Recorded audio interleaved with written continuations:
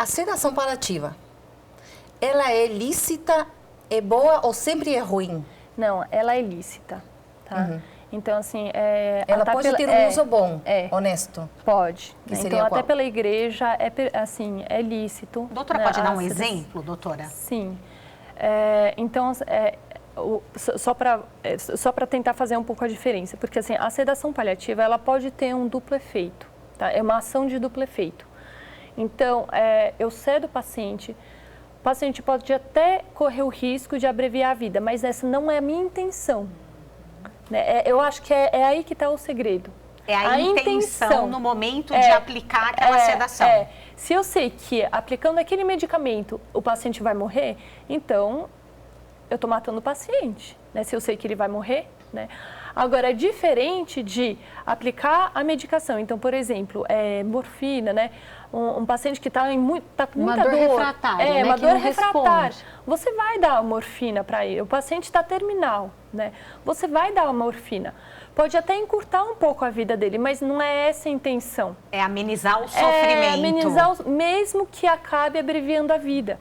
Mas é diferente de você tirar a vida. A dose tem a ver com isso? A dose. Depende muito da dose do remédio, né, que você vai dar. Então o médico sabe. Então, se eu dou essa dose, ele volta. Ele sabe, se eu dou aquela dose, ele não volta mais. Então o médico sabe. Sabe. Ah, ok. Perfeito. Então, nesse sentido, se é só para diminuir a dor, isso. ok, é lícito, até bom para o paciente, dá conforto, mas não foi a intenção de matar nem a dose para matar. Isso, Porque nos cuidados paliativos a gente toma muito cuidado. Ninguém é masoquista, né? Ninguém quer ver o paciente sofrer. Doutora, deixa eu voltar antes, então, porque agora me vê a seguinte... Quando eu digo cuidados paliativos, eu estou dizendo de todo aquele tratamento, todos aqueles cuidados com aquele paciente que já não tem uma chance de sobrevida muito longa pela ciência, é isso? Isso, isso, né? Então, o paciente vai entrar em cuidados paliativos quando ele já está em fase terminal. Certo. Né?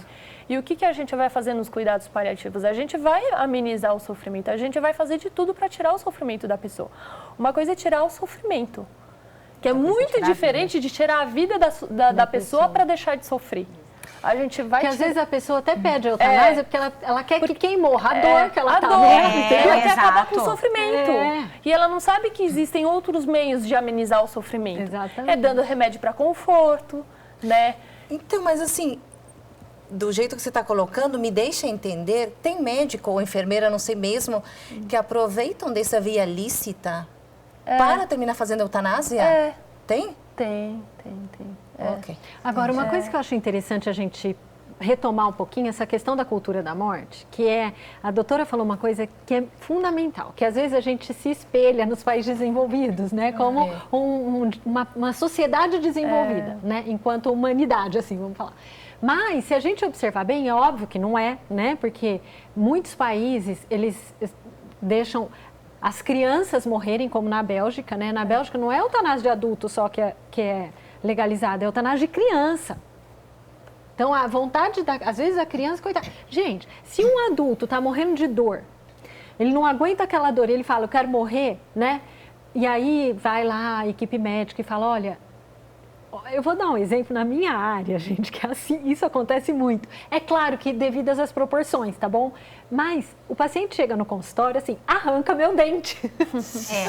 Arranca esse dente, porque ele fica lá, latejando. Eu falo, eu vou arrancar sua dor, serve?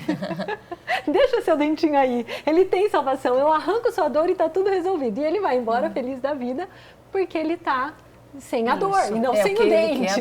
Entendeu? Agora imagina com a vida. Né? E aí você vai colocar um peso de decisão para uma criança. Para vocês verem o nível da desumanidade. Isso não é uma humanidade desenvolvida nunca. Muito né? pelo contrário. Muito pelo contrário. Agora, o que é importante a gente ficar atento? Todas essas sociedades legalizaram o aborto antes. Lembra que a gente já falou em outros programas que o aborto é o fura-gelo? Né? Sempre a cultura da morte, ela entra com o pé na porta, arrebentando com tudo, com o aborto. Por quê? Porque se a gente aceita a morte do ser humano mais inocente, mais indefeso, a nossa consciência moral ela já está arrebentada.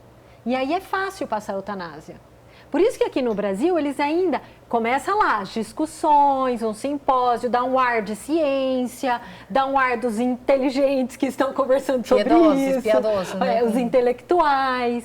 Mas ainda a gente não vê muita discussão no parlamento, por exemplo. Né? A gente não vê um projeto de lei que quer legalizar a eutanásia, porque eles ainda estão tentando com o aborto. Porque nunca vai passar a eutanásia enquanto não passar o aborto. Vocês entendem isso? Sim, super legal. É importante a gente entender. Por isso que a gente... uma progressão na cultura da morte, né? Exatamente. É uma agenda. progressão, é uma agenda que pretende que seja tem cumprida. passos, degraus. Eu ia perguntar justamente sobre isso, qual o efeito colateral que você já viu daqueles países numa sociedade que legaliza esse tipo de prática, como suicídio assistido, eutanásia? A perda de confiança total, né, do paciente com o médico, né, com os agentes de saúde. Então, na Holanda, tem pacientes que já estão fugindo da Holanda, eles por medo de ser internado.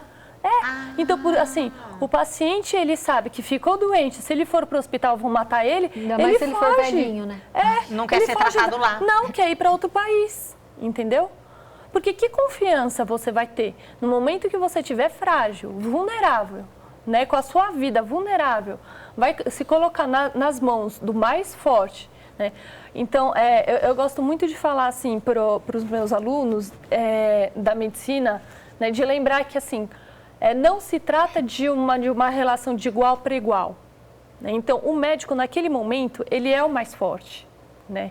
E o paciente é o mais vulnerável. Né? E uma sociedade só é humana quando o mais forte cuida do mais vulnerável, né? E não o contrário. Poderíamos falar que desumaniza a desumaniza sociedade a uma prática dessa? E o médico? Porque o médico é um ser humano. Não entra em conflito com a ética? Como é que fica a questão das leis, do conflito? Da consciência, né? Então, assim, mesmo o médico que não pensa sobre o assunto, é engraçado porque às vezes eu vou fazendo pergunta para as pessoas, né? Então, alguém me conta, eu fiz isso, a pessoa nem tinha consciência que era eutanásia, mas daí eu vou puxando, né? Então, eu vou perguntando, mas isso, até a pessoa conseguir entender o que ela fez. E daí, no final... A pessoa é um profissional. O profissional. Daí o profissional, ele confessa, mas eu não queria ter feito.